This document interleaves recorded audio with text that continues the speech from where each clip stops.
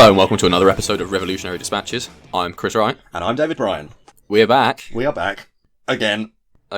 Now, there's something we should probably mention right off the bat. The nature of our backness has been compromised by the fact that my computer is bad.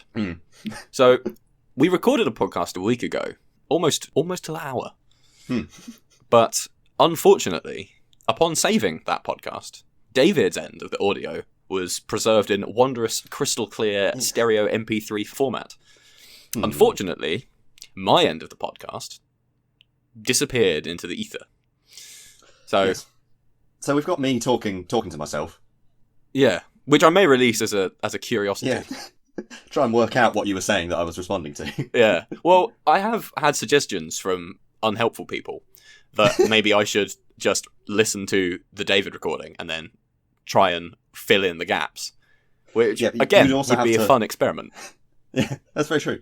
You'd also have to work out what to say in order to make what I'm saying lead on from it correctly. Yeah, exactly. You wouldn't just have to respond to what I'm saying. No, you'd have to work out what to say so that my responses make sense.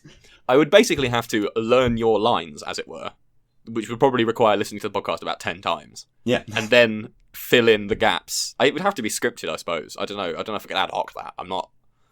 Yeah, not about that improv. If you could have it in front of you, at least my parts, then you'd know what was coming up next. That's true. It'd be interesting. See, yeah. But we're not art students. No, exactly. This isn't. We're not about. I mean, I do have a BA. Yeah, so I technically am an art student in the loosest possible sense of the term. But it become theatre, and nobody wants that. Or performance art.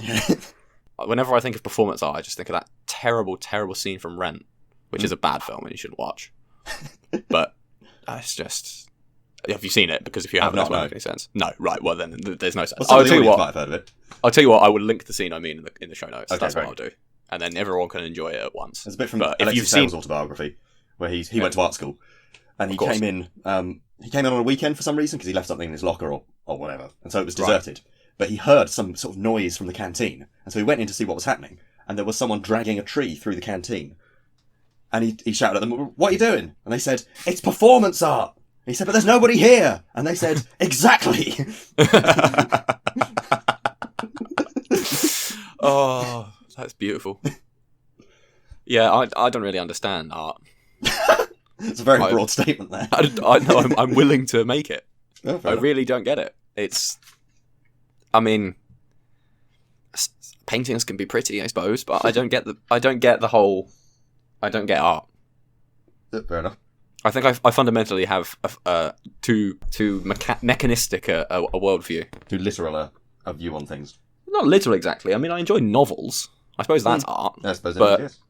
But my favourite paintings are all like either Hieronymus Bosch and just no one knows what's going on, but it looks vaguely metal, or like quite realistic portrayals of interesting things, like Goya's Saturn devouring his son is probably my favourite painting. Fun, yeah, but what I don't get is abstract or impressionist art. For the first time ever. Really? Yeah, coincidence. Yeah, it's a good painting. Yes. It's part of the black paintings, which are... He painted them on the inside of his house, didn't he? Yeah, the murals that were painted onto the plaster of his wall. And Saturn devouring his son was in the dining room, which I think is great. But yeah, he painted them because he had a I can't remember what disease it was, but it basically left him virtually deaf, and it was quite bad. It nearly killed him. And then he was just quite depressed for a bit.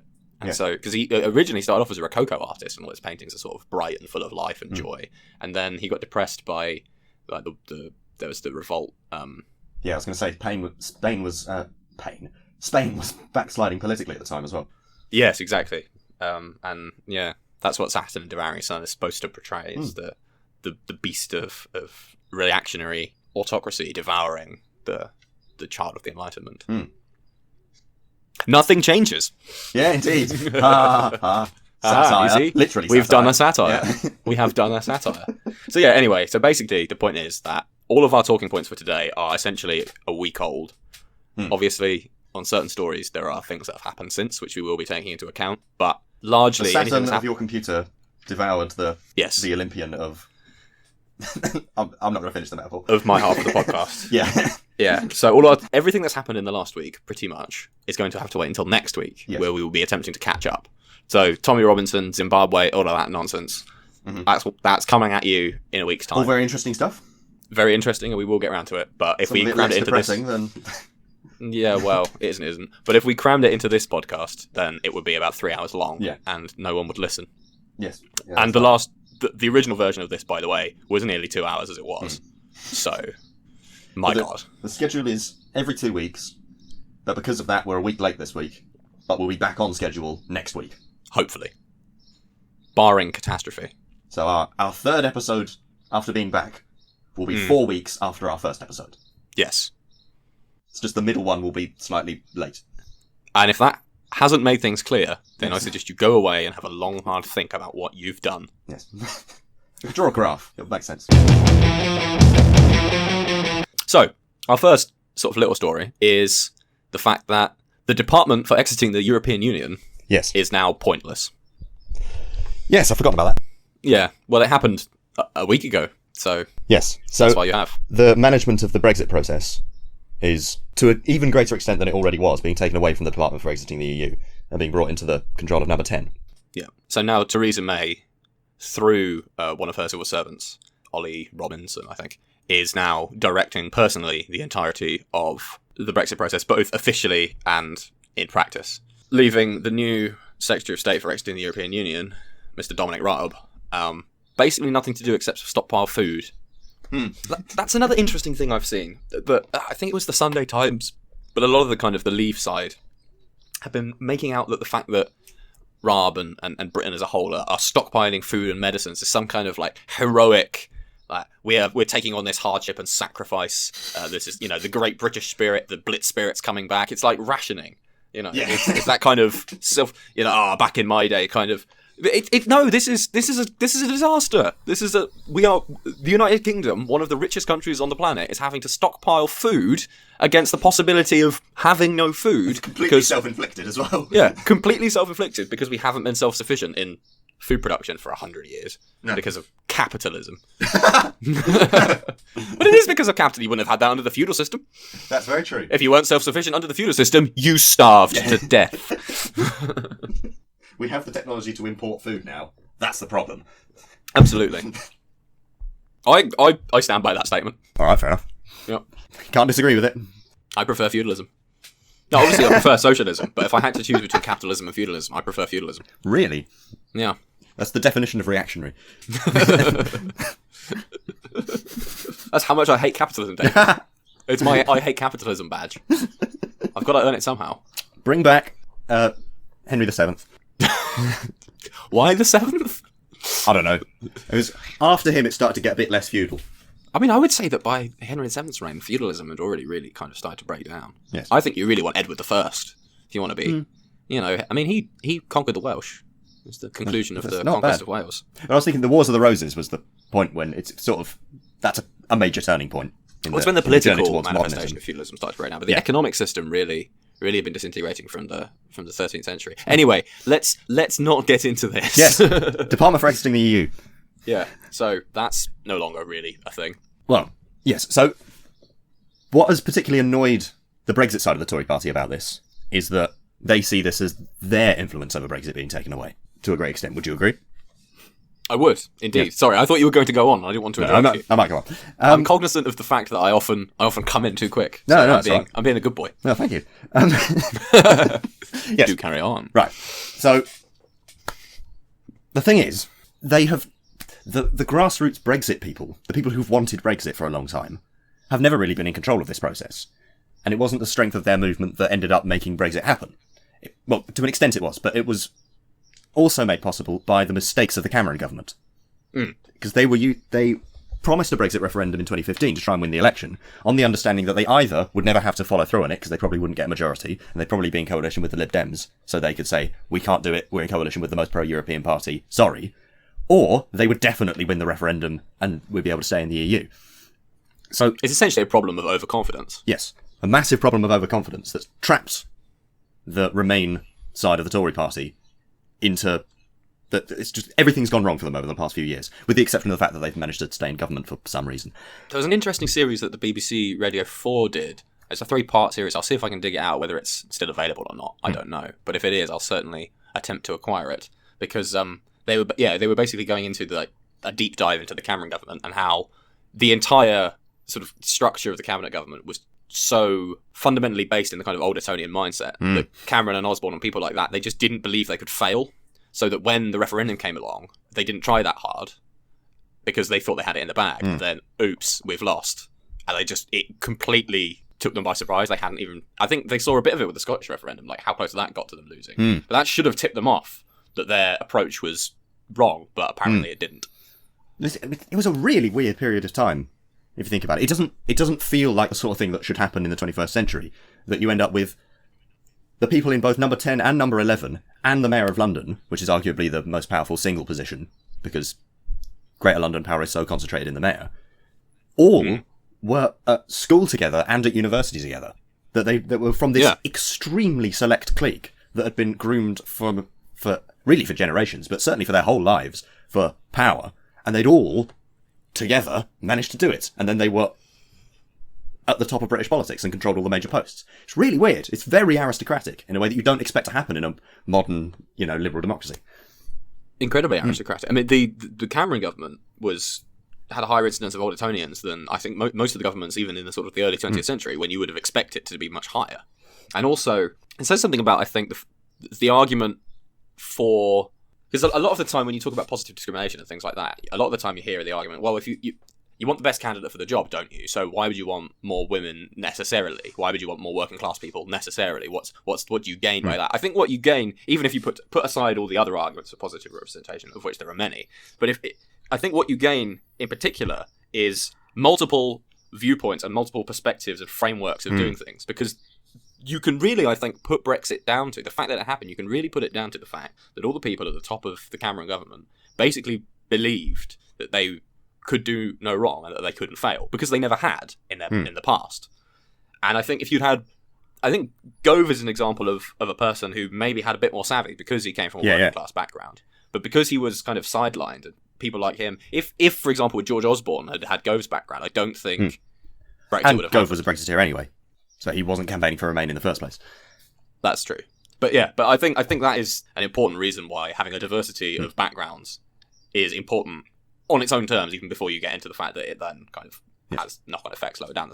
But I think that this recent move of taking what little power the Department for Exiting the EU did have away from it is, I suppose it's symptomatic of the way that the whole path to Brexit thus far has been managed from the top.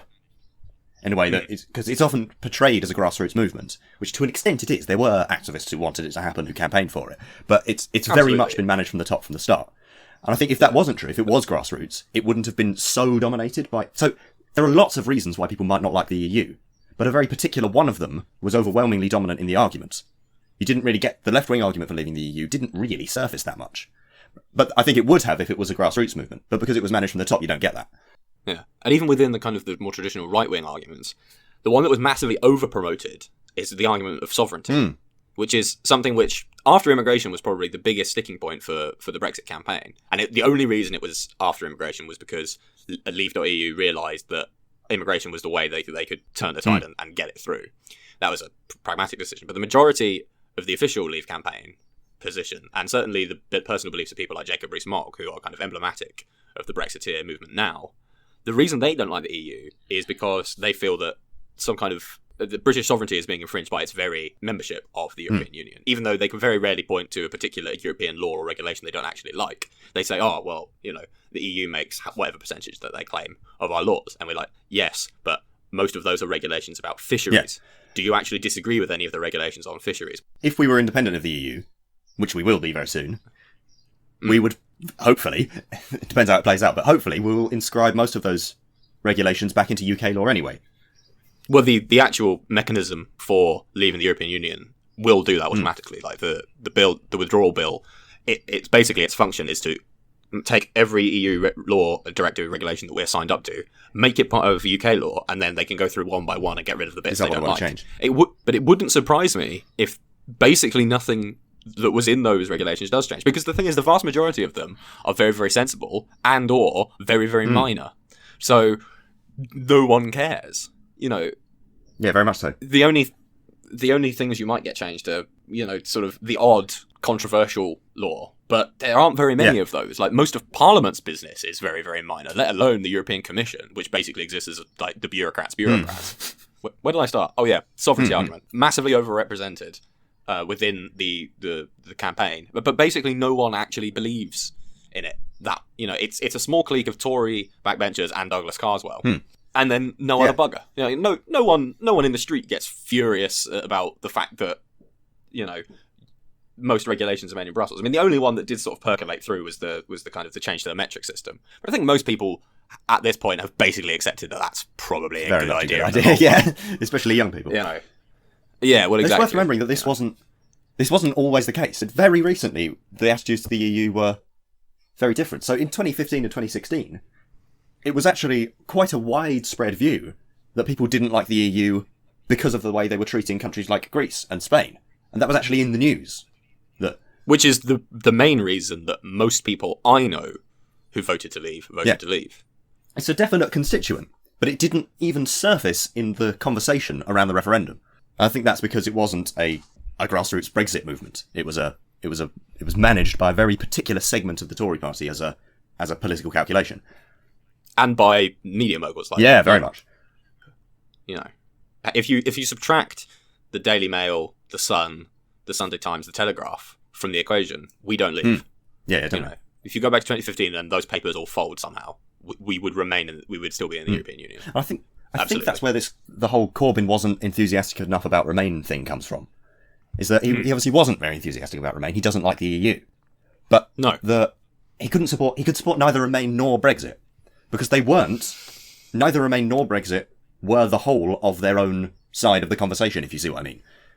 No, yeah, exactly. You were being offered a Tory Remain or a Tory Brexit. You can either stay part of the EU framed as the capitalist club that Michael Foot wanted to leave, or you can leave the EU on the terms of people like Nigel Farage, Boris Johnson and Jacob Rees-Mogg, which are not terms on which Corbyn wanted to leave.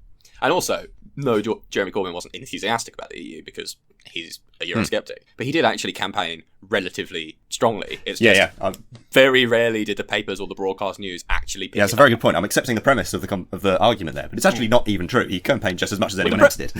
Yeah, the premise that he wasn't enthusiastic is true because he wasn't enthusiastic, but he was campaigning pragmatically because he knew that a Tory Brexit would be worse than remaining in the EU. And the fact that there were people doing that who were saying the EU's not very good, but we should vote Remain for these reasons, made me feel more comfortable voting Remain, for one. And I wouldn't be surprised if there were quite a few other people who were more uncomplicatedly able to put the X next to Remain because they could see people who had a history of not liking the EU not supporting this Brexit. Yeah. I mean, if I'd voted in 2016, I probably would have voted to leave. You know, 2016? No, we did vote in 2016. My apologies. If I'd have voted... I'm tired. If I'd have voted sort of 2 years earlier, if I'd have voted in 2014, I would have voted to leave. The reason I voted to Remain wasn't because I love the EU so much that I have an EU mug on my desk, as per Stephen Bush of the New Statesman podcast, which is cute.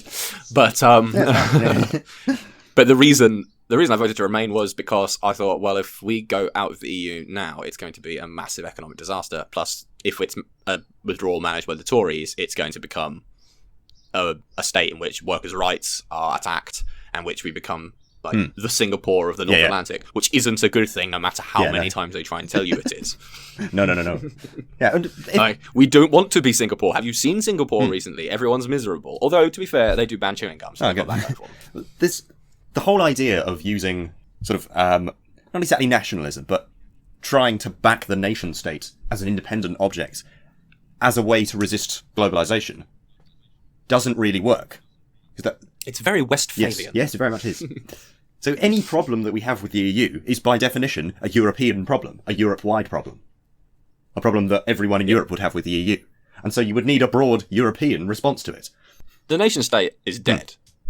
You know, we have to come up with something to replace it. Trying to just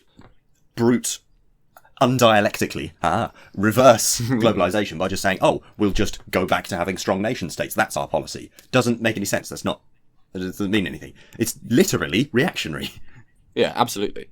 And uber reactionary as well. Like, it's the kind of thing the Tory party, a couple of generations ago would have looked on as mad. I mean, Winston Churchill accepted that the European Union would come into being. I mean, he didn't think Britain should be part of it. He thought we should have our own one with the Commonwealth. But but still, he accepted that nation states were going to die and that we would have larger entities. Thatcher accepted it. She bought into it being the Single European Act, which is the thing that the current Tory right hate the most.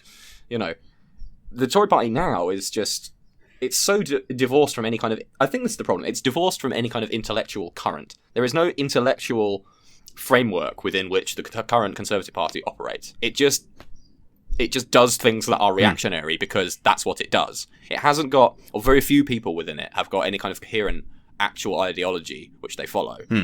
I think even people like Rees-Mogg, who are very opinionated, I'm not sure if you could call his set of opinions an ideology, because they seem quite, on the one hand he's quite libertarian, but then he's opposed to abortion. You know, what is his actual ideological framework? I'm not sure if he has one. Defend the interests of the existing elite. That's the core of it. That's the only principle which actually explains all their positions. Yeah, which is just pure reactionary nonsense and should be dismissed as such. Whereas at least in the 80s they had like Hayek and Friedman that they could worship at the altar of. I mean, you know, at least there was some substance. Arguably, that was more of just a cloak for dismantling the post-war model. Oh, absolutely. But at least, you know, some of them believed it a bit. Because Thatcher did not, for example, reduce the size of the state. She expanded it, and the largest expansion in deficits in US history happened under Reagan. Yeah, but I always peg Thatcher not as a Friedmanite, but as I always think that she had quite a.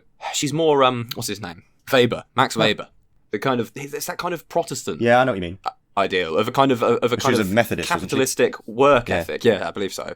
But with a quite strong social element. Yeah, this is an unusual thing about Thatcher, that the way she governed as Prime Minister and as leader of the Tory party was kind of different to what you can glean from her personal sort of attitudes. She's much more of a conservative personally, but she governed as a neoliberal. Yes, absolutely. She did, however, she carried the road to serfdom in her handbag. Yeah, she slammed it down on the table in her first cabinet meeting as head of the Tory party and said, "This is what we believe." Which kind of proves your point, that back then they at least had ideas. Yes, exactly. They had beliefs as opposed to positions. Whereas I think, and Labour had the same under Blair. I mean, again, they had, what's his name? Was it Anthony Giddens, the third way bloke? But, I mean, really, it was just a thin gruel. Yeah. Like, you know, whereas Corbyn, you know, you can agree or disagree with him, but he has an ideological framework from which he is able to... Because I always think that if you know what you believe, if you know what your first principles are, any question that someone puts to you, you should be able to answer. Yeah. Or even if the answer is, I'm not sure, I'd have to think about that. But you should never be in a position whereby you cannot deduce your position from first principles if you have a functioning ideological. I suppose that's why all this has happened in the wake of 2008, which is that the sort of the neoliberal, you know, Blair-Thatcher axis as our main way of conceptualizing the world. That was our set of ideas. Sort of fell apart after 2008. And that meant that the ideological justification for just protecting the interests of various elites fell away. And so you end up with things like the Tory party, where the only sort of idea that they still have is, we don't have any ideas, but we're still protecting elites. And it creates a vacuum that other things can rush into, which can either be good or bad. Yeah. But at the moment, it would appear that the most successful ones being Corbyn at the moment. That's the primary ideas-driven politics that we're getting in Britain. In this country, yeah. Whereas, unfortunately, that isn't the case everywhere, which brings us very neatly on to. All right. You see that? You see what we did here? Segue. That's quality broadcasting. Quality broadcasting. Although now we've done this bit and ruined it, but never mind. It's quality self-referential broadcasting now. Yeah, but this is postmodern neo-Marxism. Hashtag Jordan Peterson. Hashtag meaningless Hashtag terms. dialectical materialism. Hashtag idealism. Hashtag that's a contradiction. Oh well. Hashtag it's time for Donald J. Trump. Oh no. You knew it was going to happen. We couldn't get through a whole podcast without mentioning him. Do you know what I'm always surprised by? What do you think the J in his name stands for? Oh, good question. Jeremiah. No. John. It is John. John! I only said John because I didn't think it was right, but you said it was surprising, so... I always assumed it was James. Huh. Maybe because that's my middle name, I don't know. But I always thought Donald James Trump sounds right. Donald John Trump, I don't know why. It just doesn't really... It doesn't suit him. John Trump doesn't scan. That could be it. Yeah. Do you know the S in Harry S. Truman's name doesn't stand for anything? I did know that. He just added the S because he thought it sounded more presidential. Well, the thing is, in America they do that a lot, don't they? They refer to them by their middle initial. Although they've stopped. It seems so. Sometimes they do it by their 3 initials, but it seems to only be Democrats that they do that for. Yeah, that's FDR, true. JFK, LBJ. Yeah. But they're all Democrats and they don't do it for Republicans. People did start referring to Hillary Clinton as HRC before she didn't get elected. I didn't notice that, but I do know her middle name, which is unusual for a politician. I have no idea what Jeremy Corbyn's middle name is, or if he has one. Yeah. But I know that Hillary Rodham Clinton is Hillary Rodham Clinton. Presumably David Cameron has about 5. Well, I know that Alexander Boris Dipfeffel Johnson is Alexander Boris Dipfeffel Johnson. Boris but that's is his middle mainly name, because his middle name is Dipfeffel. Yeah. Which is great. Isn't he part Russian? That's why it's called Boris, because it's quite a Russian name. I think so, yeah. Well, he's one of these, because he's sort of semi-aristocratic, he's got relations from all over the place. I think Austrian as well is a bit in there. I did look it up once. Anyway, so Donald J. Trump and Russia. Speaking of Russia, that was another segue. Yeah. Well done. Oh, links everywhere. Yeah. It's like a spider's web. There's a wasp So in my this room. is... That's gone now. Only a wasp this time, not a hornet. We can't afford another 10-minute hornet-based detour. We can cut the hornet bit. We must press on to Moscow. Yeah. ESE. Brilliant, ESE. brilliant. Oh, I'm in awe. So this is Russiagate, the ongoing saga of whether Donald Trump is merely a stooge of Russia, whether he is an active agent for Vladimir Putin, whether they have compromising information or compromat on him. I love the Cold War terms coming back. We're going to have politburos before we know it. It's going to be great. If Corbyn gets in power. Absolutely. Oh, yeah. Absolutely. I would be very disappointed if we didn't. Anyway, basically, this is Donald Trump working for the Russians? And if so, what do? So, David, is Donald Trump working for the Russians? Well, I seriously doubt that he was actually colluding with the Russians to corrupt the process of election in America. Collusion's not illegal, people.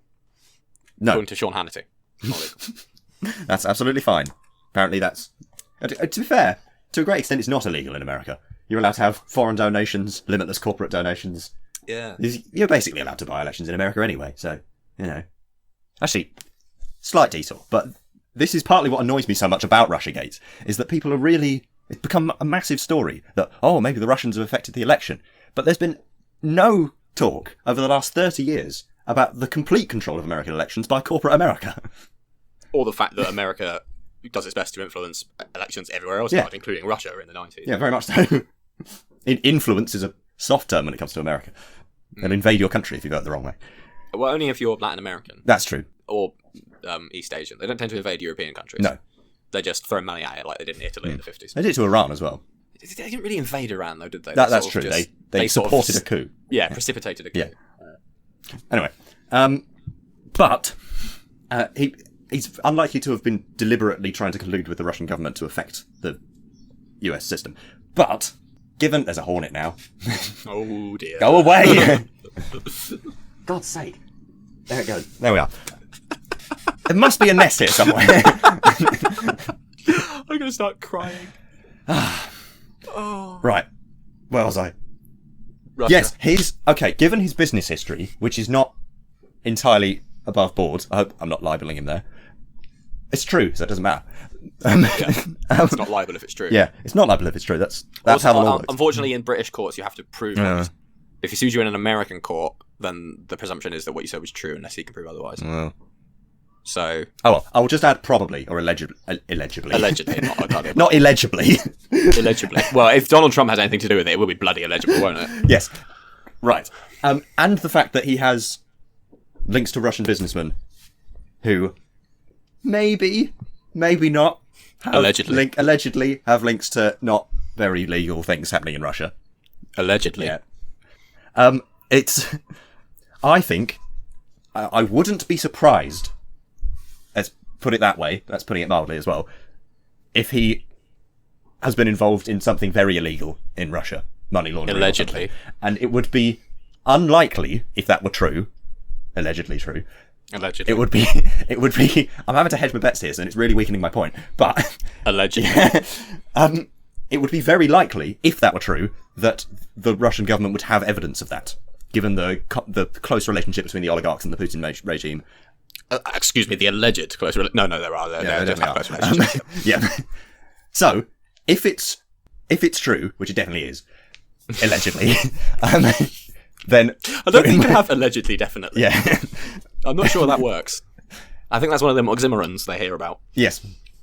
Then Putin would have evidence of it, and that would provide quite a lot of leverage to be able to influence the Trump administration. And even if they're not using it as leverage, it's still illegal, and he should be impeached for it. Absolutely. Yeah. So basically, right, so there's fortunately, in between our last attempt to record this podcast and this attempt to record this podcast, 538 did a podcast called 4 Theories About the Trump-Russia Connection. So I will now lay out their 4 basic theories. Number 1, it's a load of rubbish. The only reason that it's even a thing is because Trump likes Putin a bit. No collusion, nothing. It's all fine. That's position number 1. To be fair, even that's not that good. The fact that Trump is trying to model himself after Putin is not a good thing. That is true. Position number 2 is that the Russians infiltrated the Trump campaign without Trump's knowledge, and also may have been doing other things to influence the American elections, again without Trump's knowledge. Now, I think that is the absolute flaw, because we know that the Russians were trying to influence the elections. That's in pretty some unquestionable. States. That's been proven. It would be amazing if they weren't. If yeah, they're not, they should try I'd that. be disappointed Yeah. if Vladimir Putin wasn't doing that. Like, he's an ex-KGB colonel. What the hell is he playing? Yeah. So I think that's the flaw, right? That's the absolute flaw for any reasonable person. The Russians were definitely meddling. But that's very normal. America meddles. Everyone meddles. Exactly. This is international espionage. This is how it works.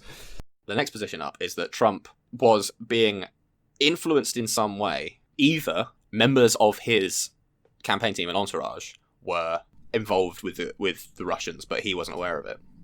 Or potentially, he was aware there was something going on, but chose to turn a blind eye to it because it was in his. And position 4 is he's an active agent of Russian intelligence, either because they have compromat on him, which he knows about, or because he is an actual Russian asset, which some people. So those are the 4 basic positions that they laid out, and then they had a debate about it. Now, I think, as I say, position 2 is the flaw. That is certainly true. I think position 3, that people in the Trump campaign were engaged with the Russians, and that Trump turned a blind eye, is almost certainly, at least, I think we can probably move the floor up to that position because of the meeting between Donald Trump Jr., Jared, what's his actual surname? I can't remember his surname. Kushner, that's the chap. Jared Kushner, and that Russian bloke, right? And so I think we can say that is probably true. Yeah. Now, whether Trump, the 4th position, that Trump is either through blackmail or active engagement, a Russian agent, I think that has yet to be proven. Yeah, I think that's quite unlikely, really. Yeah, the fact that he's a spy, effectively. Yeah, which people have suggested. The fact that people have suggested that the president of the United States is a Russian spy, I mean, that in and of itself is quite remarkable, really. Quite bad. Yeah. Yes. Look, there's another angle to this, which is that the right wing of the Democratic Party loves this story. Oh, absolutely. Because it gives them a way to oppose Trump without actually opposing the core of his economic policy or his position or the way he's trying to reorganize the American state. Because they actually agree with economics. Yeah. And they're not too fussed about the whole state thing. But they can't be seen as the Democrats opposing a Republican president to be going along with him. So they need some angle to be able to sound really sort of fired up and against him, because he's obviously outrageous, and to try and get elected off the back of his unpopularity. But they need to not go against the corporate interests that are effectively in control of the Democratic Party, because they're exactly the same corporate interests that are in control of both political parties in America. Capitalism erodes democracy. Case closed. Have you even read Bakunin? Yep. Don't understand. The other thing, I think, is that so there's an article which I shall link in the show notes by a guy called Benjamin Studebaker, who is an American PhD student studying at Cambridge, and I mean the proper one. The English one, right? Rubbish. Yeah, not the New England one. Yeah, indeed. Who basically argues that American presidents, all of the recent American presidents, basically since the end of the Cold War, have done their best to try and make friends with Russia. So you had Clinton and Yeltsin in the 90s, and then Bush and Putin had a little bit of a bromance going on for a little bit. And then Obama was trying to pivot. He talked about the pivot to the east, the pivot to Asia, whatever you want to call it. So he was trying to focus more on China and kind of get the Russians on side. And there was the period when Putin wasn't president as well, when he was prime minister and Medvedev was president. Yes. Is it Medvedev? I'm getting the name right, or is that that is correct? Yes. Yes. Mendeleyev's the one I'm getting confused with, the chemist one. Yeah. Yes, and he was apparently more amenable to US interests. So they tried to use the period when Putin was out of office to tighten relations with Russia. And... Although, unfortunately, he was still basically running the show. Oh, yeah. So that didn't really go anywhere. But basically, the argument in this article runs that Putin defines himself basically in opposition to Yeltsin. Because Yeltsin was seen as so close to Clinton, and because he was seen as a kind of an attaché of the corporate interests, which, in the aftermath of the fall of the Soviet Union, ripped Russia apart and asset stripped it. Good old Boyo. Yeah. Basically destroying the living standards of the Russian people to the point that the living standards didn't actually recover to pre-1990 levels until about 2008, just in time for the Great Recession. Yes. Soviet Union collapses and you think, well, does that mean we're gonna fix all the things that were wrong with the Soviet Union? No. We're just gonna keep all the things that are wrong, but we're also just gonna introduce all the things that are worst about capitalism as well. Hooray! Yeah. So basically, Russia in the mid to late 90s became a hellscape. Essentially became temporarily a developing country, which really, as one of the main superpowers of most of the 20th century, was a real blow to not just Russian living standards, but to the Russian national consciousness, and Russia has quite a strong sense of national identity. So they basically hated Yeltsin, and Putin therefore defined himself very strongly against Yeltsin. And so the argument is basically Putin cannot be seen to play along with the Americans because his entire political persona is defined as against the guy who played along with the Americans. Plus the fact that Putin has geopolitical interests which are constantly frustrated by the Americans in Syria and in Georgia and places.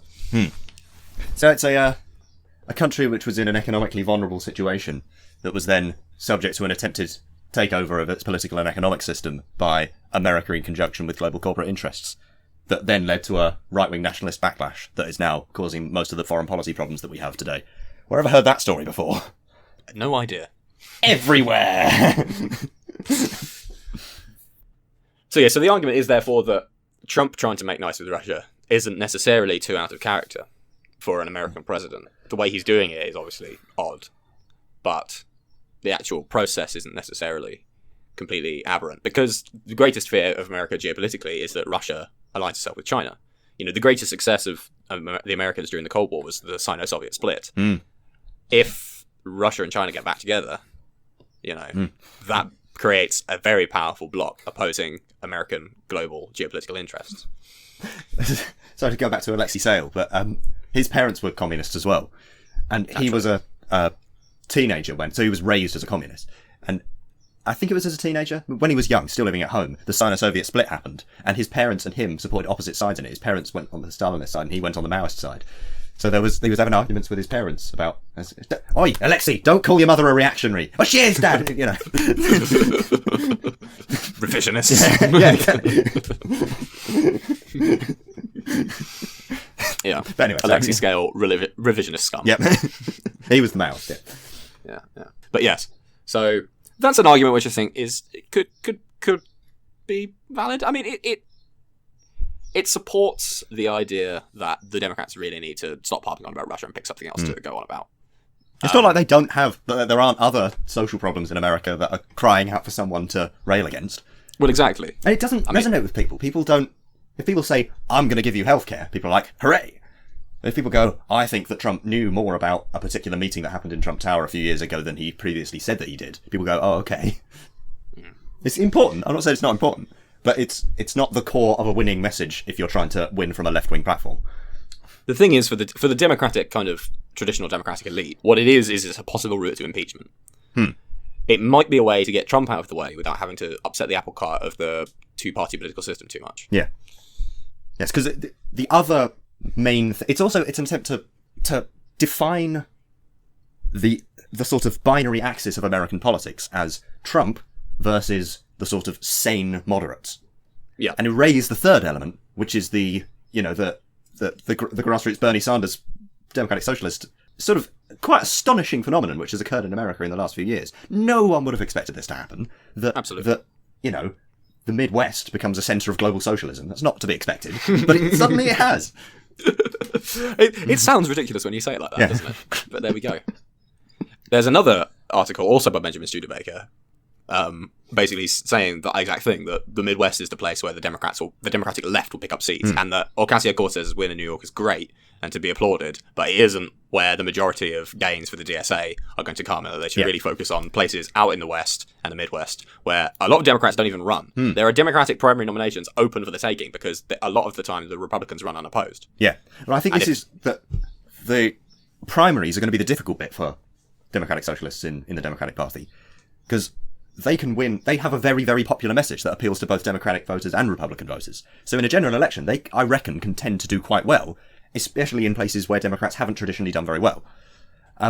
But in primaries, they can... So, an example would be the 2016 general election, that Bernie Sanders would probably have beaten pretty much any Republican if he'd been against them, but he couldn't beat Hillary Clinton.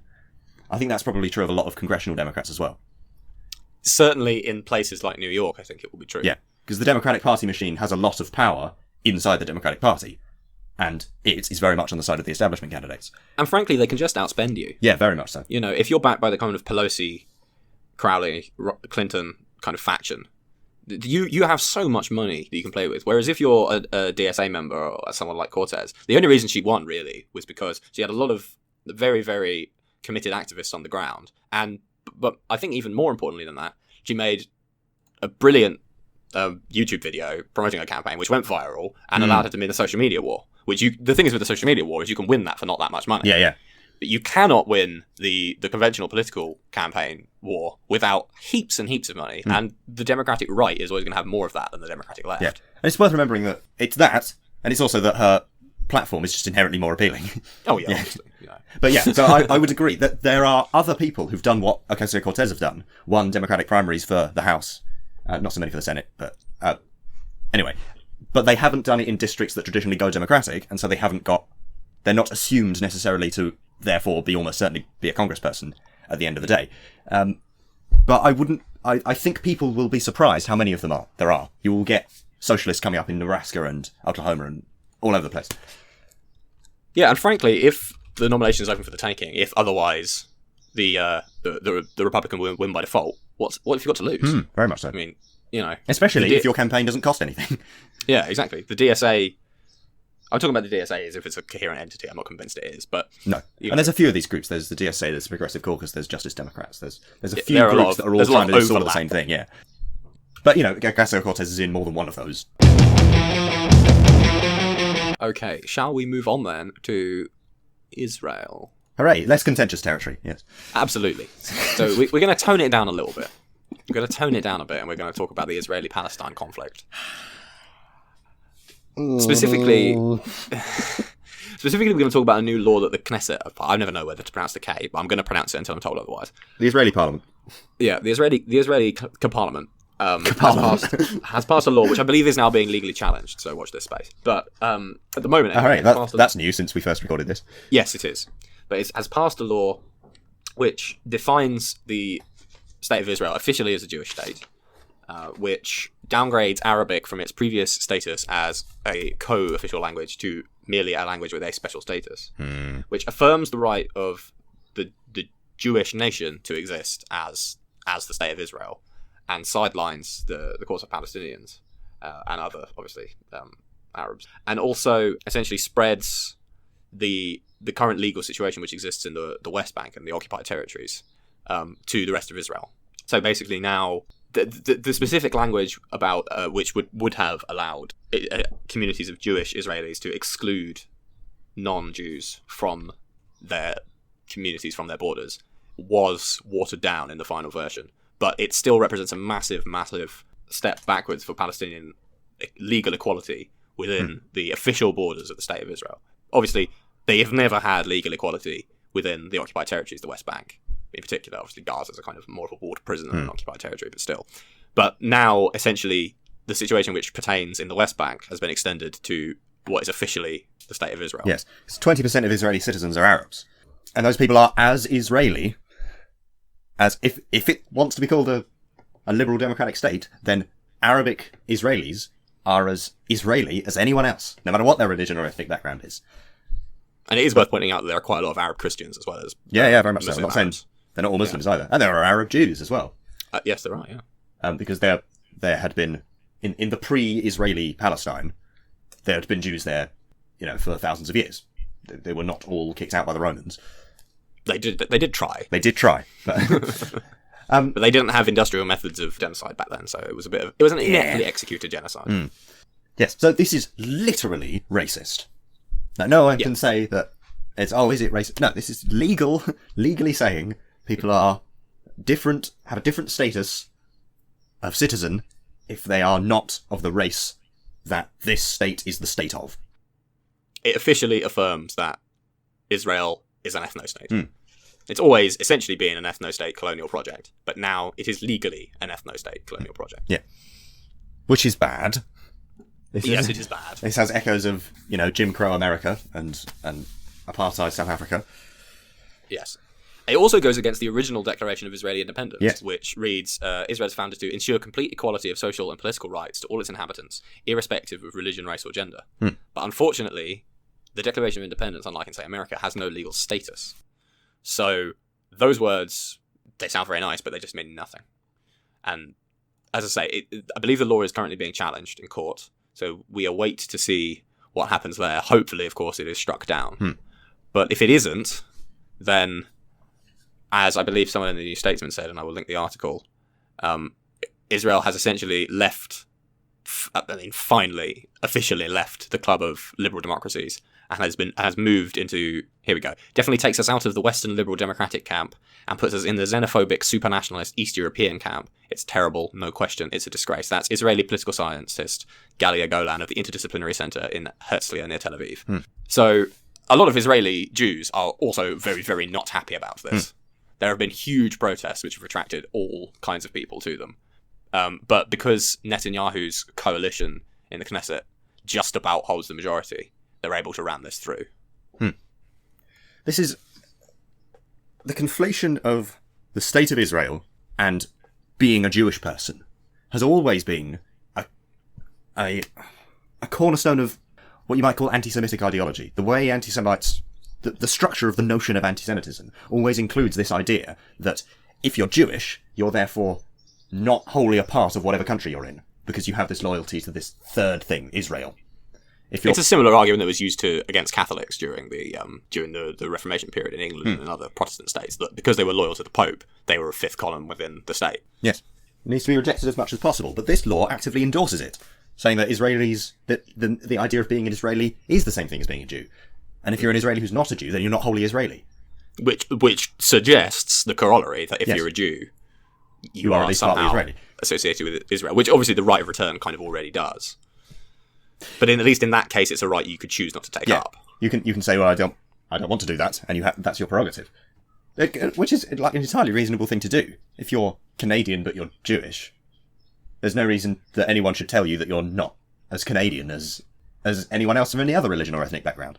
Or conversely, that you're not as Jewish as an Israeli Jew. Yeah, both very much so. Equally abhorrent. Yeah, this is a really weird thing that started to happen. That Israeli propaganda, insofar as it targets those Jews who don't go along with Israel, has started to take the traditional forms of anti-Semitic propaganda.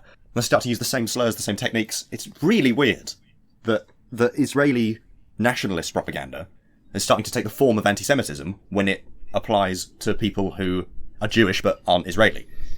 But there's an underlying logic to it, in that both sides are trying to identify the state of Israel and the Jewish people as being, and also the Jewish religion, which is in theory separate, although there aren't that many non-Jews who are Jewish, if you see what I mean. But they're trying to say that these things are all one, because it's imperative to the ultra-Zionist colonial project of Netanyahu and his Likud group and people like them. It's imperative that they bring as many Jewish people from other countries as possible into Israel, because of course they have the demographic problem that the Palestinian population reproduces at a higher rate, and within a century, if nothing changes, the Jewish people will probably be a minority. Although, of course, it's only a demographic problem if you're a racist. Well, exactly. But that's why this. I think that's why this. Partly why this law has been brought in now is because this basically enshrines the fact that even if Jewish people become a minority within the borders of Israel, they will still be legally superior, which is minority rule, which is apartheid. Yes, directly. Just straight up. Yeah, this it's not just... So this weird thing of Israeli nationalism, what you might call Zionism, and anti-Semitism lining up with each other is not limited to a dispute between different forms of Jewish people. It's also... So, take America, for example. I find it difficult to take America. The sort of... the extremist white nationalist, sort of fundamentalist Christian people in the Midwest and the South. Yeah. Who are inherently extremely anti-Semitic. It's part of the core of their ideology. They want to get the Jews out of America. They want to make it a white ethno-state. But these people are also some of the most pro-Israel inside American politics and want to push for American support of Israel more than anything else. Modern Zionism originated not within the Jewish community, but within American puritanical evangelical Christians. Before the fundamentalist movement in a strict sense took off, because that really began with the 20th century. But they were the forerunners of the modern Christian fundamentalists, and that's where Zionism originates, because it's all to do with their ideology of the end of the world, the third temple, and all this kind of thing. Yeah. Which is very. If you anyone ever fancies going into it, just brace yourself. Really odd. It's basically the same thing that ISIS believe, but yes, with a couple of dates and names changed. Now, of course, Israel has a right to exist as a state. It's there. There are people. They're living. Yeah. That's all. That's good. But you're saying that people ideology. Living is good, David? Living their lives the way they want to. That sounds pretty wishy-washy, liberal, lefty to me. Yeah. But not with ultra-nationalist ideology. And not in a way that endorses the premises of the racism against people of the ethnic group that you're trying to build the ethno-state of. I think I just about followed that. What really, really upsets me, I think, almost as much as you're upset for the Palestinians who are having their legal equality taken away and have already lost so much. I think what almost upsets me almost as much as that is the fact that Netanyahu is willing through... it's not just Netanyahu, but I'll use him as a shorthand. Netanyahu is willing, through the passage of this law, to consign many, many Jewish people in European countries, in America, to greater levels of anti-Semitism. Because every time Israel does something like this, every time they invade Gaza, every time they pass a law restricting Palestinian freedom, there is always an anti-Semitic backlash. And so the Jewish people in Britain suffer because of the ultra-nationalist, ultra-Zionist policies of a government they most likely don't support and want nothing to do with. Because those people are not to blame. And if there's anti-Semitic attacks and statements and what have you, the people who make them are to blame. Of course. Directly. But Netanyahu has to shoulder some of the blame. Yeah. Because he is causing them to happen. Because he fundamentally doesn't actually, I don't think, particularly care about the Jewish people. What he cares about is his own power within Israel. Yeah, not even the Israeli people either. Because no. the long-term security of the state of Israel is not being served by aggressive and inflammatory foreign policy on the part of the Netanyahu government. The long-term security of the Israeli people would be served by a stable, peaceful and independent Palestine, more than anything else. But this gets into a bit more detail here, but I would say that the actions of the Netanyahu government are making that less likely. Well, this new law makes it impossible. Yeah. Because any Palestinian state, in order to be viable, really has to include at least part of Jerusalem. And this new law also has, as another one of its provisions, that Jerusalem, entire and undivided, is permanently included as the Israeli capital. Right. And this is a form of Israeli law which has the status of constitutional law. Yeah. It's called a basic law, but that's a German loan. Yeah. But this has the status of the Israeli constitution, essentially. Basic in the sense that it forms the base. Yes. Yeah. And so, as long as this law is on the books, there can never be an independent Palestine with capital in East Jerusalem. Yes. Which is the minimum demand that most Palestinian nationalists have. So it's tantamount to stating there can never be a two-state solution. Yeah. But they will also not accept a one-state solution with equal rights, for including the whole of the West Bank, Gaza, and the current state of Israel in a single Israeli state with full political rights for everyone living in it. Because that would run completely counter to their demographic problem again. Because you would be including huge numbers of people who are of the quote-unquote wrong ethnicity in your state. So they will now not accept either a one-state solution or a two-state solution. So what do they want? No, they want permanent military occupation of the Palestinians who are outside of Israel and apartheid within Israel. That's the policy of the... Really what they want is every Arab removed from Eretz Israel. Yes. That's the policy of the Israeli government at this point. That's what they would really ideally want. They want Israel-Palestine, even Jordan, or parts of Jordan in some extreme cases, completely swept clear of Arabs and under Jewish rule. That's at ideally this point, what they want. there is no other way to interpret the policies of this particular government. It's a bit depressing, really. It is quite depressing. Because the thing is, it's not like we can do much about it, because as long as they continue to be supported by America, and even Barack Obama, who is probably the most Israeli skeptic, if you like, if the recent American presidents were still pretty pro-Israel. Overwhelmingly. And as long as America remains the backer of Israel, there's nothing Europe can do. There's certainly nothing Britain can do alone, even if it wanted to. But this is the thing. None of this means that I don't think Israel should exist. It's fine. Fundamentally, there's nothing particularly wrong with the people who are already living there, living there, and having political independence and their own democratic state. Fine. It's just that these policies are not conducive to a solution on any of these points. And also, it's not a matter of being pro-Israeli, really, because the interests of the Israeli people are not served by this. The interests of the Israeli people are pretty much the same as the interests of any other people. This is internationalist socialism.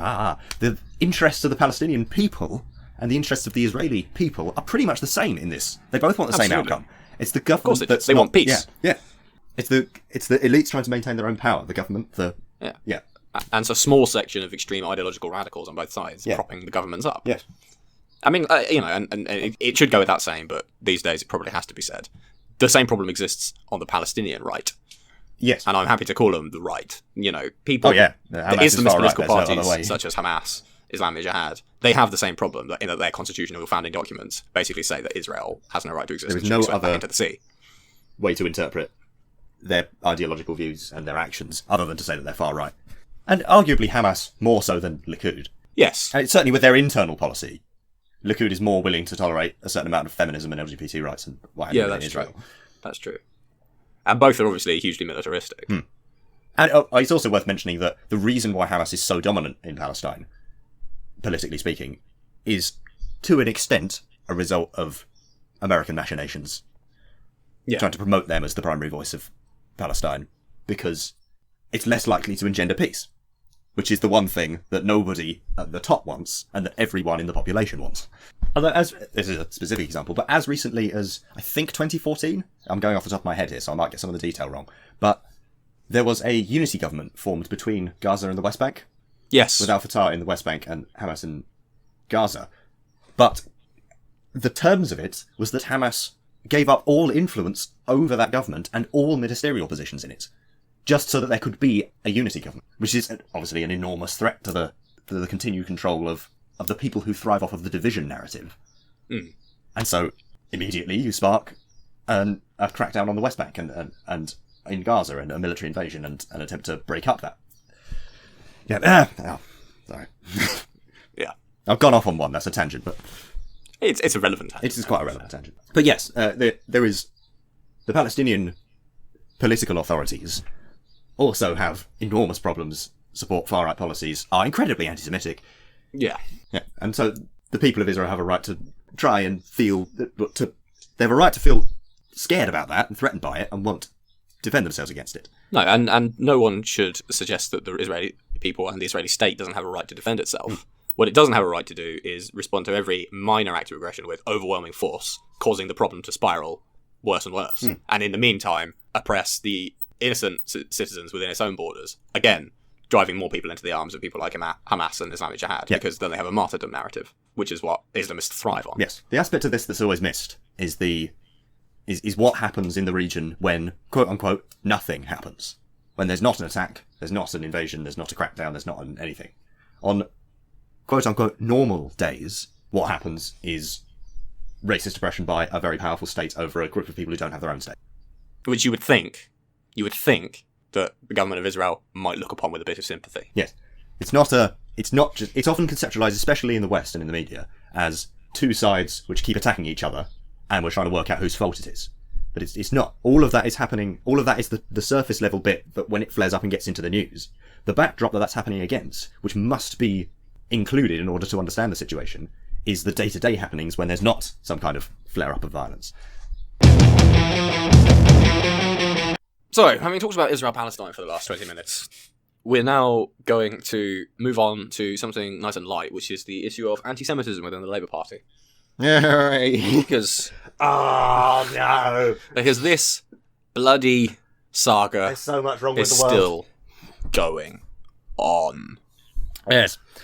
The first thing to say is that there are anti-Semites in Labour. I would wonder, but it is good that it's getting some coverage in a way, because Yes. it's good that someone is trying to deal Yes, with it. absolutely. There are anti-Semites in the Labour Definitely, Party. We don't want them in the Labour Party. We would like them to leave the Labour Party. If you're an anti-Semite in the Labour Party, go away. Go away. If you're listening to this and you're an anti-Semite who's a member of the Labour Party, which I'm guessing is unlikely, but if you are, please leave.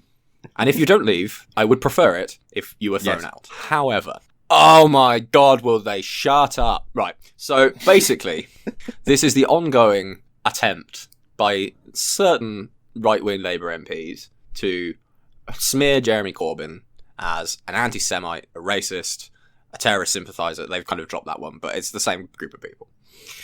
Egged on by the Tories, of course, because it helps them, and supported by large sections of the media, including, I'm sorry to say, a little bit of the New Statesman, which makes me sad. Actually, what just pops into my head is that it reminds me a bit of what happened in 2016 when they tried to oust him over the Europe thing. It's very similar. Brexit's really annoying, and it's happening, but it's annoying. And that's a reasonable cause to get behind, saying, oh no, the Tories are taking control of Brexit, what have you. But it's then spun into an anti-Corbyn thing. Similarly, there are anti-Semites in the Labour Party. This is a bad thing. This needs dealing with. But it's then made into, the leadership is anti-Semitic, which is just not true. Oh, and the Trump-Russia thing, actually, come to think of it. That is a serious problem. If it's true, it needs to be, Trump needs to be prosecuted for it. But the way that the establishment wing of the Democrats are using it is very cynical. Absolutely. So, Margaret Hodge, who is a Labour backbencher, called Jeremy Corbyn an anti-Semite in the House. So she is protected by parliamentary privilege. This means that she can say what she likes, pretty much, and she can't be sued for libel, or rather slander, because it was speech. If she'd said that outside the House of Commons, that would have been grounds for a slander case. She's already having disciplinary procedures brought against her within the Labour Party, because, of course, calling the leader of your party an anti-Semite in public is, grounds for disciplinary procedures. Especially when he clearly isn't. Absolutely. Now, the other day, this has happened, he did give an apology for giving a talk at an event on Holocaust Memorial Day in 2010, at which someone, I believe, compared Zionism to Nazism. He's apologised for this. He said, in the cause of Palestinian liberation, I've given speeches at events alongside people with whom I profoundly disagree, or words to that effect. Now, comparing Zionism to Nazism is a bit lazy. The event was called, I think, Never Again to Anyone, or something along those lines. So basically it was saying, we're opposed to the Holocaust, we also are opposed to other forms of genocide and ethnic cleansing and oppression. Comparing Zionist project to the Nazi project is lazy because they're two very distinct things. People do this a lot, comparing things to Nazism. The Nazism was a very, very particular thing. But it's because it's the most unambiguously evil ideology that most people can name. It's been made into such a kind of a bugbear, a kind of archetypal evil for the Western world. Like, in The Lion King, like Scar's hyenas do enact the Nuremberg rallies in a film made for children. That's how how much it's seeped into the consciousness of the Anglo-American West in particular. Yes, Hitler is, as a name, is reaching the status of, Satan. Yeah, Hitler, Satan, Darth Vader. It just means evil man. Yes, but that's not entirely accurate. People do it with communism as well. They say that they compare the crimes of the Soviet Union to the crimes of Nazism. But they were very different. I'm not saying which ones were better, but which ones were better crimes? They weren't the same thing. They played out very differently. They had different motivations, different dynamics. They're just different situations. Absolutely.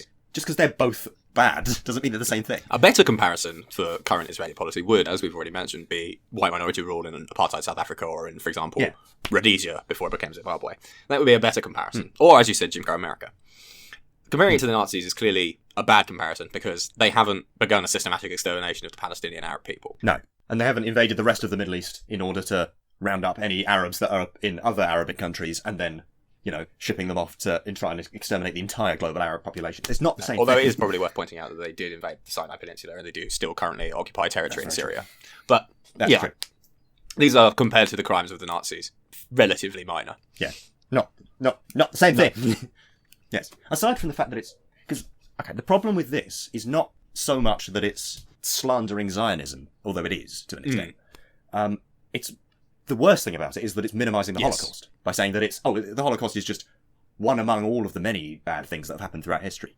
The Holocaust was a thing unto itself. It's worse than anything else that has ever happened. The Holocaust is it's bad. That's my position. Agreed. That was relatively uncontroversial. Yep. The mechanised slaughter of an entire several entire populations within a vast area to that extent is clearly unprecedented in history. The Armenian genocide, which was perpetrated by the Turks, no matter what they say, is kind of the forerunner for it, and a lot of the tactics were literally transmitted from the Ottoman troops perpetrating the Armenian genocide to the German troops who would then go on to carry out the Holocaust. But in terms of scale, certainly nothing possibly compares. So it's a lazy comparison, and I wish people would stop. And that's why I think it's right that Ken Livingstone basically got suspended from the Labour Party, and I think he's now been kicked out, because it was a lazy comparison, and his response to it was just, what's the word? I can't think of the word right now, but rubbish. Anyway. However, comparing Israel to Nazi Germany is rubbish. Yeah, it's lazy and reductionist, and marks you out as not a particularly intelligent person. However, I don't think it's necessarily indicative that you're anti-Semitic. And certainly it doesn't mean that if you once were at an event where someone else expressed something similar to that, and you didn't, that doesn't make you an anti-Semite.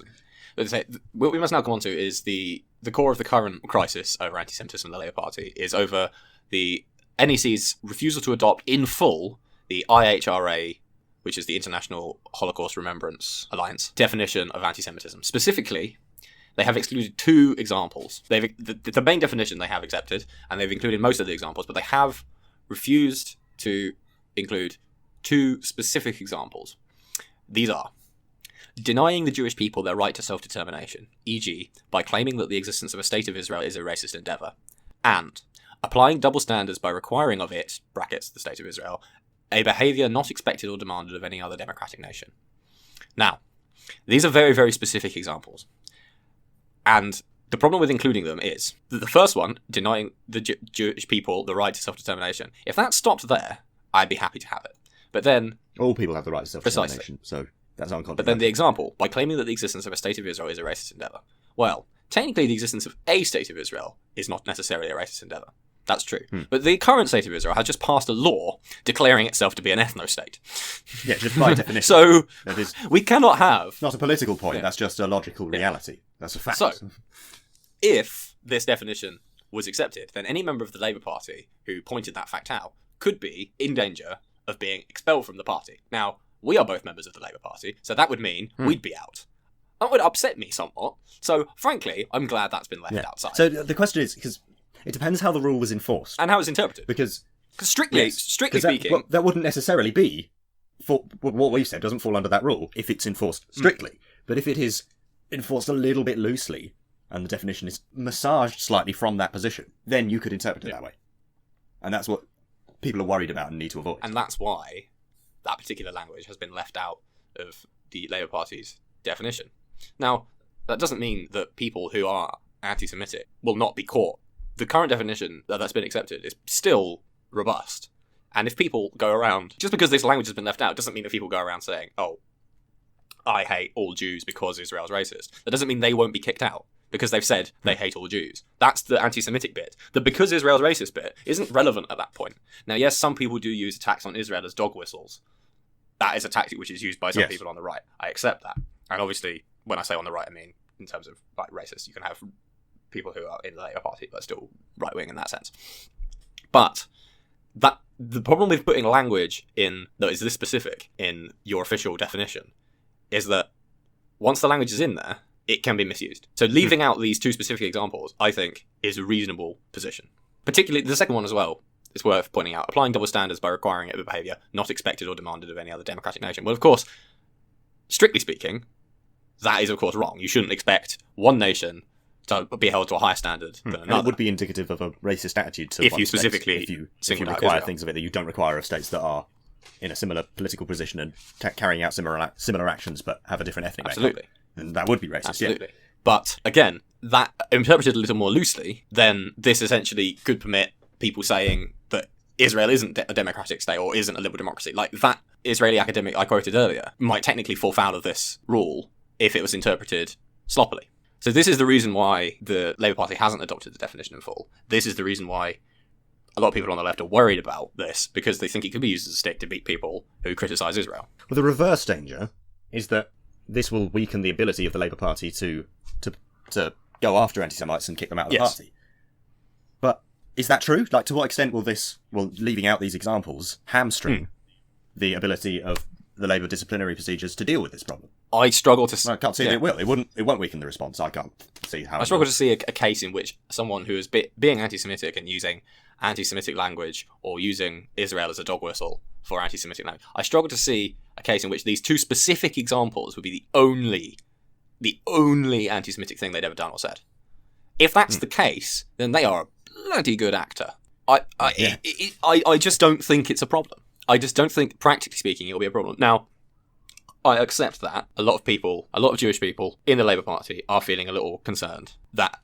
Yes, they have every right to do. Of course. And it's a phenomenon across Europe that anti-Semitism is back. Yeah, unfortunately, it appears to be on the rise basically everywhere. France in particular is suffering at the moment.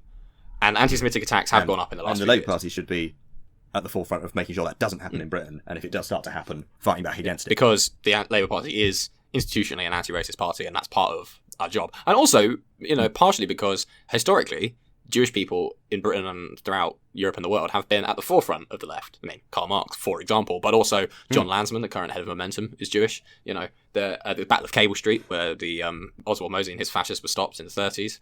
Again, a massive proportion of those people who came out to march against fascism were Jewish.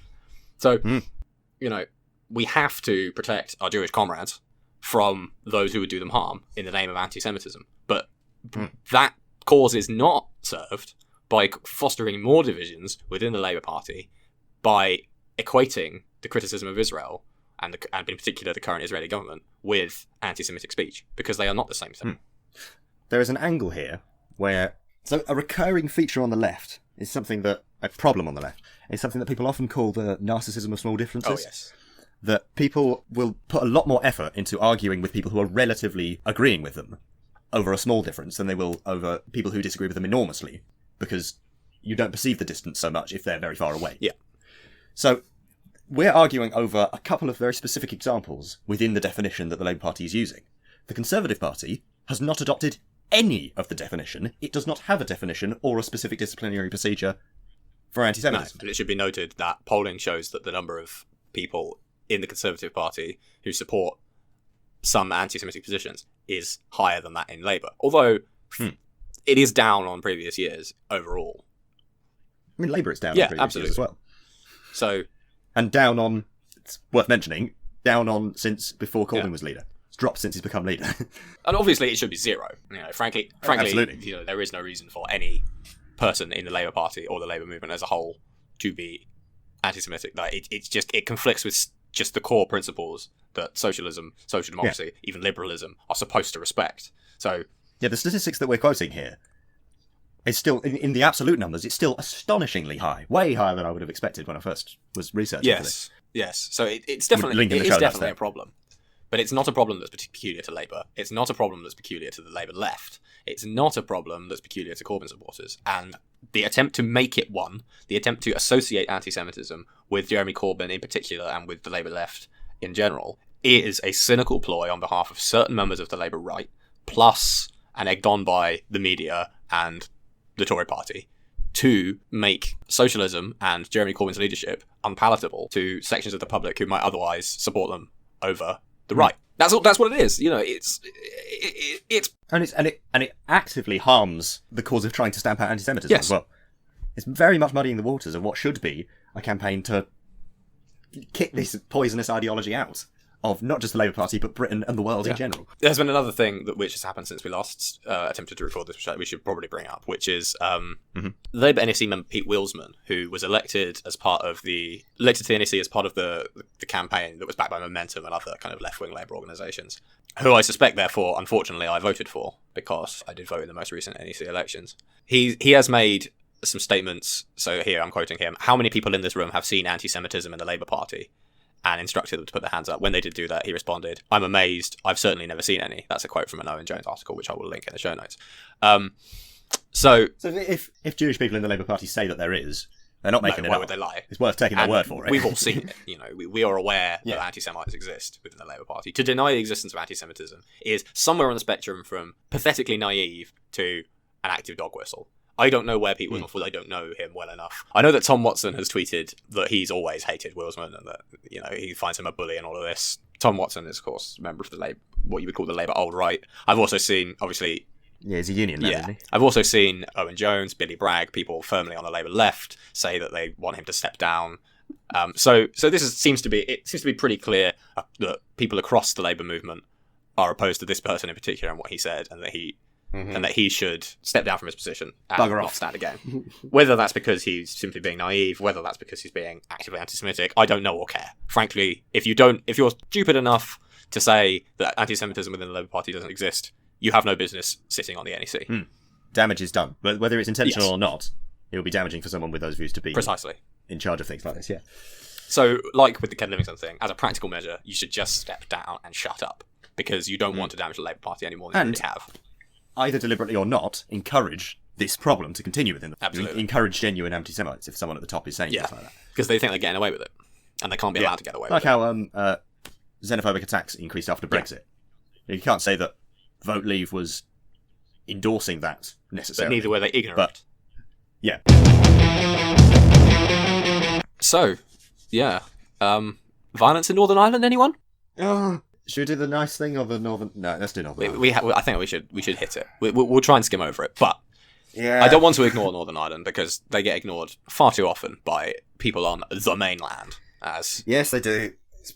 It's our responsibility to talk about it. Come on. It's depressing. It's just very depressing. This entire episode is so depressing. I would like to remind everyone listening, this is the second time we're recording this. It's so depressing to go back through the same talking points. It's soul crushing. If my computer eats this one again, then I might break it with hammers. This is soul crushing. So the tendency of the left to be professionally pessimistic, which we have to fight against. We have to fight for hope. Is not being served by this episode. But how can you be optimistic when everything is just racism? This is the problem. It's not fun. It is very. No, it's not fun. All right, let's get on with it. So, on the 12th of July, 1690, the Battle of the Boyne was fought between the forces of the deposed Catholic King James II and the usurping Dutch Prince William of Orange, now King William the whatever. We're starting at the beginning. Yes, absolutely. Now King William III. Now, Mr. Orange. This battle is commemorated every year by some people who call themselves the Orange Order. Now, these people, for those who don't know, are what we like to call extremist Protestants. And they very, very much are pro remaining part of the EU, of the UK. They are, to put it mildly, not always very nice people. On the other side, you have some people called dissident Republicans. These are people more extremist than people like Jerry Adams, who was never a member of the IRA. Wink, wink. Wink. Nudge, nudge. Wink. Who still believe that the whole of the island of Ireland should be united in a free Irish republic, independent of the... Yes. Now, dissident Republicans are people on the Republican side of this who support United Ireland, who reject the peace deal in Northern Ireland that was signed a few decades ago. Yes. Now, who support continuing an open conflict there. Every year, at the anniversary of the Battle of the Boyne on the 12th of July, there tend to be some disturbances. Recently, they haven't turned that violent, which has been good, but this year, unfortunately, that streak was broken, and we had some problems. So, there was a hijacking of a bus full of passengers. 13 vehicles were set on fire in and around Belfast, while young dissident Republicans threw petrol bombs at police during a fifth night of disorder in the Bogside area of Derry. We've had, obviously, the traditional Orange Order marches, but then the loyalist paramilitary UVF, Ulster Volunteer Force, threatened to orchestrate and participate in serious disorder in retaliation to the clearing of bonfires. There have been shots at police in what the Belfast Telegraph described as a blatant bid to murder police. There was a pipe bomb that was found in East Belfast, and possibly most inflammatorily, if that's a word, industrial firework-type explosives were thrown through the windows of former Sinn Féin President Jerry Adams and party activist and former IRA commander Bobby Storey's homes. By dissident Republicans, I should point out, not by loyalists. So you said Derry this time. First time we recorded this, you hedged your bets. Did I? I suspect I was quoting in that case. As I recall, you said London, Derry, or Derry. I'll say Derry because I think it sounds better. I believe I did say that. Yeah. I was quoting from an article, which I shall link, but that's... fair enough. But I think I was quoting last time as well. Fair enough. Yeah. I'll just make it clear that we're not taking a side by saying I prefer the word Derry. That does not indicate that I prefer the Republican position. Yeah, but in the name of the song, the Londonderry or the Derriere, the Derriere means the bum in French. That is true. And in the case of that song, I would say Londonderry to avoid that amusing but unwelcome mix-up. But as a general principle, I think Derry sounds better than Londonderry. I'm sorry, but I just do. And I also think almost everyone in Derry calls it Derry. Like, I don't think anyone calls it Londonderry. Even the Unionists don't bother. So the Royalists. The Royalists, yes. The Calvinists. Well, the thing is, Royalist as a word specifically refers to the people in a conflict where one royal family has usurped another, and Royalist refers to the people who support the restoration of the original. So, like, the royal. Oh, right. So they're not Royalists. So exactly. So the Royalists in this particular case would actually be the Jacobites. The Catholics. But they're Republicans. Although they are now Republicans. Yeah. It's very confusing. So basically, the reason why this particular we obviously don't know the reason why, but the speculation is that the reason why this year has been particularly bad for violence around the anniversary of the Battle of the Boyne is that Brexit, basically. Brexit's terrible. So Brexit's terrible. Yeah, that's it, really. Especially if you're Irish. So especially if you're Northern Irish. The Conservative Party has this weird position whereby they want to leave the European Union. Yeah, that is weird. That is odd. I wonder why that's come from. Very strange. But they don't want a hard border on the island of Ireland. Very sensible, because this could cause... No one wants that. No, exactly. Very sensible. This could cause a resurgence of violence. It will make people very unhappy. You particularly might see attacks on customs infrastructure, attacks on security forces, and so on. No one wants this to occur. Apart from the dissident Republicans and loyalist paramilitaries, but put them to one side. They are silly people. On the other hand, they also don't want a border in the Irish Sea. This is because they are the Conservative and Unionist Party, and also because they are popped up by the Democratic Unionist Party, both of which... who do not want to be separated from the rest of the UK. Sort of is in the name. Fair enough. I also don't think that's a good idea.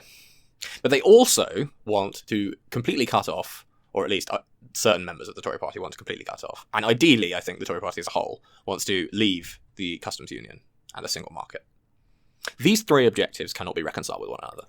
If you leave the customs union and the single market, as the UK as a whole, you must have a hard border on the island of Ireland. If just Great Britain leaves, there must be a border in the Irish Sea. So this is proving something of a problem, because now no one in Northern Ireland or the Republic of Ireland, or indeed anywhere else, knows what the hell is going on. And this tends to cause tensions.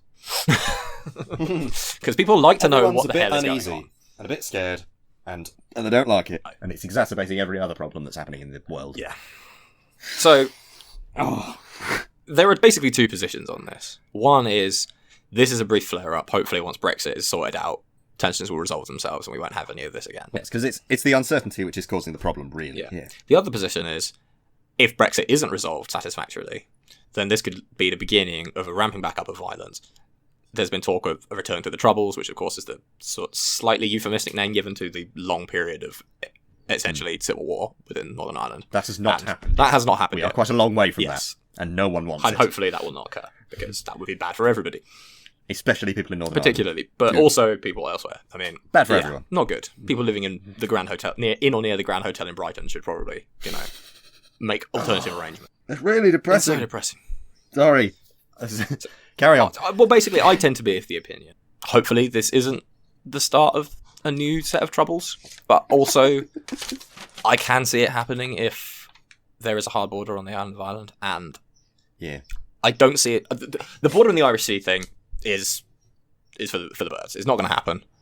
The Conservative Party wouldn't allow it. Even if they did, the DUP wouldn't allow it. It's not going to happen. There will not be a hard border between Northern Ireland and the United Kingdom. It would, and the Great Britain rather. It would mean the breakup of the United Kingdom. No Prime Minister wants to preside over that. Yes. So that really takes us down to two, which is hard border between Northern Ireland and the Republic, or we stay in the single market, at least for goods, and the customs union. I obviously would prefer Third B. would be a United Ireland. Yes, that's true. Just mentioning that is also an option. It's I don't think anyone would really... It's theoretically... That would have its own problems. That would make some people very unhappy as well. Yeah.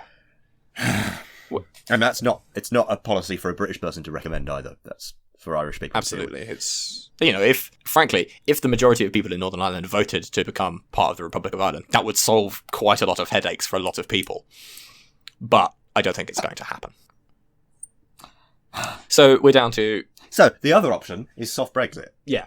So either we stay in the single market for goods and the customs union, or violence everywhere. Yes. But that'll topple the government if that happens. If she does soft Brexit, the Tory party won't have it. But good. She being the Prime Minister. Yeah, exactly. But as my grandmother would say, who's she, the cat's mother? Yeah. That's right. That's why I clarified, because that is rude. But on the other hand, what if she's able to pass it through Parliament with support from some Labour members? Then it'll happen, but a government will still probably come down. Because if you start trying to get your own bills through on the back of votes that come from people who never wanted you to be Prime Minister in the first place, you're setting yourself up to lose a no-confidence vote in the Parliament, if not in your own party. I believe we call that the Jim Callaghan effect. Yes, very much so. But, I'm fine with that. I mean, it's a great solution as far as I'm concerned. Soft Brexit, followed by the Tory government falling, an election in which presumably Labour will win, because no one likes to be forced into an election. That's probably more likely than anything, because I'm thinking on my feet, but... Best way to think. I think that in any case, it's very unlikely that Theresa May survives Brexit. She has gone through so many things that would normally kill a Tory leader, but no one wants to be Prime Minister when Brexit happens. Yeah. So they've kept her. So I think even if she manages to handle it perfectly, she's still likely to face a leadership challenge as soon as Brexit's over anyway. Who do you reckon? Mog? Oh. We did an episode a little while ago, which was a little jovial about the prospect of a Jacob Rees-Mogg government. This was because I think at the time we both thought it was a bit of a joke and wouldn't happen. I'd like to retrospectively retract those comments. I'm going to stop making comments like that now, because it's happened so many times. Yeah. Actually, to be fair, not from me. I actually saw Trump coming. That's. I'm going to tout myself there. As soon as he announced he was running, I thought, hang on a minute. You thought he'd win straight away? He could win, yeah. I thought it would be... You know what? My bets for the 2016 votes were Brexit would be 52-48 the other way. The other way. And I thought Clinton-Trump would be 55-45 in favour of Clinton. That was what I was betting going into those two. The second one's not that far off. But neither are, stupidly far off. But it was just it just moved the needle... Well, you got the Clinton one the right way round. Yeah, that's true. That's true. It's just America's not really... But I think if it had been 55-45, really weird stuff would have to have happened with the college to make her not win. In fact, really weird stuff happened anyway. She won by 3 million votes. Because this happened before with Bush and Al Gore. But Bush only won by a few 100,000 votes. Yeah, which is why it came down to just Trump Florida. Lost the popular vote by millions of votes and still won the Electoral College. And he won the Electoral College by a long way. That's true. That is true. It wasn't like he just lost the popular vote and he just won the Electoral College. He lost the vote by a long way and won the Electoral College by a long way. It's really weird. It's because he won a lot of the Rust Belt states by 0.5%. Yeah. Ohio. And then Clinton won California by a huge degree. It's because the Electoral College, by its very nature, doesn't award votes proportionally. At least for the Democratic primary, if you win 45% of the votes in a seat, you get 45% of the Electoral College votes from that. I've heard a suggestion. This is a bit of a tangent now. Yeah, go on. That California should divide into 3 states. I think it was taken quite seriously. There's a ballot initiative for it. Because then they would have 6 senators rather than 2 and more representation, basically. Which is reasonable. I mean, they've got a bigger population than Canada. I think a bigger economy than us. I believe so, yeah. The thing is, a lot of people in the north are quite right-wing, though. I would be concerned that if Canada did... outside of the actual coastal area, there's quite a lot of... I would be concerned that if Canada did divide in 3, you'd actually end up... California. Yeah, that's what I said, isn't it? You said Canada. I apologise. I would be concerned that if California did divide in 3, you'd end up with, one state in the north that was quite Republican, the coastal one around San Francisco and LA, which was, stupidly Democratic, but it already is, and then, a weird one. Yeah, you'd still have all of the Democratic voters still all in one state. Yeah. And then you just hand the Republicans 2 extra states. Whether you hand them 2, they might just get 1, and then the third one might be a battleground state. But either way, I don't think it's actually a good idea. I can see it in Texas. You've had 1 around San Francisco, 1 around LA. Yeah, maybe, and then 1 for everywhere else. Yeah. Well, it's fair. Those Republicans don't get represented. They'd probably be about equal population, LA, San Francisco, and the rest. Sacramento is quite big, isn't it? But it's not huge. It just happens to be the capital. Not enormous. It's near San Diego, isn't it? Oh, I think of the right place. I don't know America that well. Sacramento is the state capital.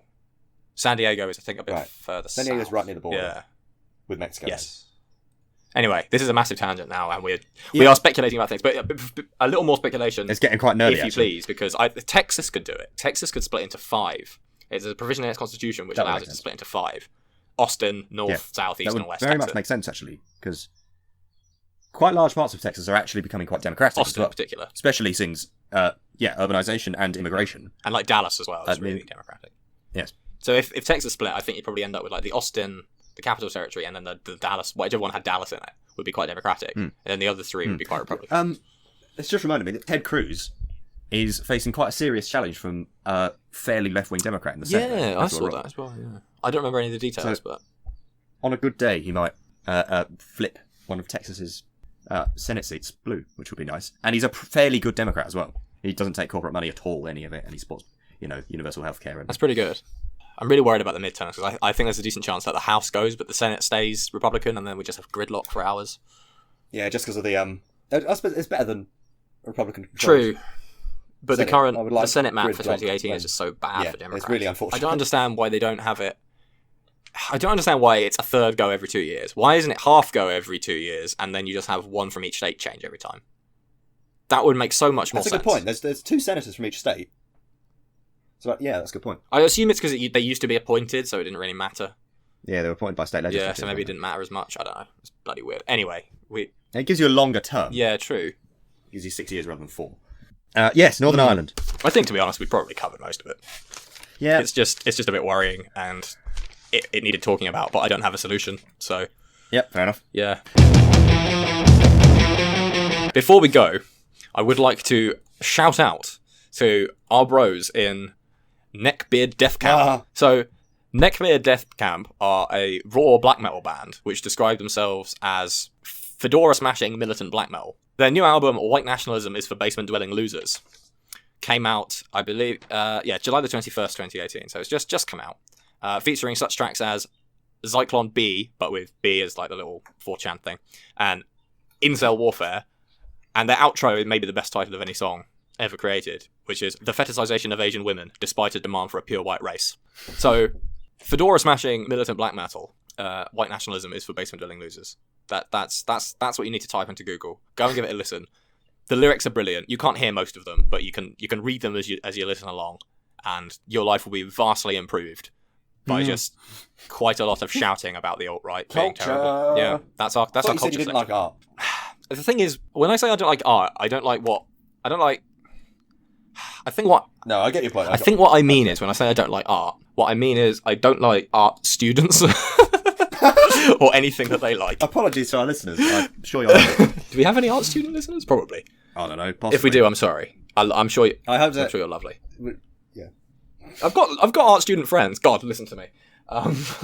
Some of my best friends are art students. I didn't say my best friends, David. I nearly called you Brian then. Yeah, quite. Some people call. The reason is because I was, as I said, I was looking over at my other screen where it's just a picture of your face and your name, and I read the Brian bit. Yeah.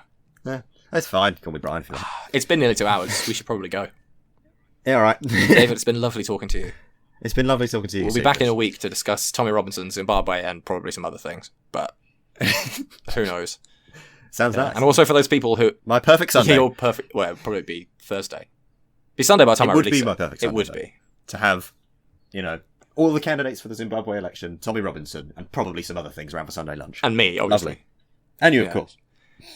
They're all just silently sitting there whilst we discuss it. We've just ticked over the 2 hour mark.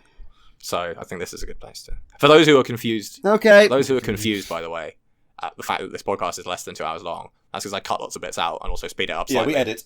But it's 2 hours of recorded material. So that's quite enough. And it's all depressing. So depressing. So depressing. It's really hard. You've been listening to Revolutionary Dispatches. Thank you, comrades, for your time and attention. Viva la Revolution.